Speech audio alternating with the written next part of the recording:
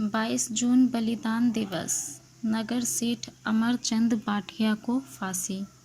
स्वाधीनता समर के अमर सेनानी सेठ अमरचंद मूलतः बीकानेर, राजस्थान के निवासी थे।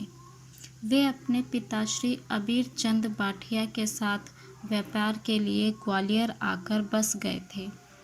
जैन मत के अनुयायी अमरचंद जी ने अपने व्यापार में परिश्रम, ईमानदारी एवं सज्जनता के कारण इतनी प्रतिष्ठा पाई कि ग्वालियर राजघराने ने उन्हें नगर सेठ की उपाधि देकर राजघराने के सदस्यों की भांति पैर में सोने के कड़े पहनने का अधिकार दिया।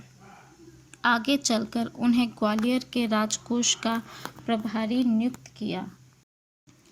अमरचंद जी बड़े धर्म प्रेमी व्यक्ति थे।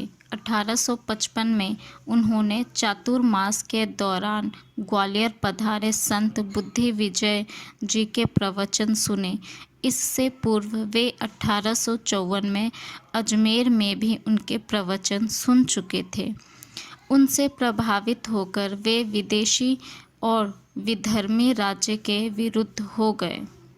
1857 में जब अंग्रेज़ों के विरुद्ध भारतीय सेना और क्रांतिकारी ग्वालियर में सक्रिय हुए तो सेठ जी ने राजकोष के समस्त धन के साथ अपनी पैतृक संपत्ति भी उन्हें सौंप दी। उनका मत था कि राजकोष जनता से ही एकत्र किया गया है, इसे जनहित में स्वाधीनता सेनानियों को देना अपराध नहीं है और निजी संपत्ति वे चाहे जिसे दें। पर अंग्रेज़ों ने राजद्रोही घोषित कर उनके विरुद्ध वारंट जारी कर दिया। ग्वालियर राजघराना भी उस समय अंग्रेज़ों के साथ था। अमरचंद जी भूमिगत होकर क्रांतिकारियों का सहयोग करते रहे, पर एक दिन वे शासन के हत्थे चढ़ गए और मुकदमा चलाकर उन्हें जेल में ठूंस दिया गया। सुख सुविधाओं में पले सेठ जी को वहाँ भीषण यातनाएं दी गई। मुर्गा बनाना, पेड़ से उल्टा लटकाकर चाबुकों से मारना, हाथ पैर बांधकर चारों ओर से खींचना, लोहे के जूतों से मारना, अंड कोशों पर वजन बांधकर दौड़ाना, मूत्र पिलाना आदि अमानवीय अत्याचार उन पर किए गए। अंग्रेज चाहते थे कि वे क्षमा मांग लें, पर सेठ जी तैयार नहीं हुए। इस पर अंग्रेजों ने उनके 8 वर्षीय निरपराध पुत्र को भी पकड़ लिया। अब अंग्रेजों ने धमकी दी कि यदि तुमने क्षमा नहीं मांगी तो तुम्हारे पुत्र की हत्या कर दी जाएगी। यह बहुत कठिन घड़ी थी, पर सेठ जी विचलित नहीं हुए। इस पर उनके पुत्र को तोप के मुंह पर बांधकर गोला दाग दिया गया। बच्चे का शरीर चिथड़े चिथड़े हो गया। इसके बाद सेठ जी के लिए 22 जून 1858 को फांसी की तिथि निश्चित कर दी गई।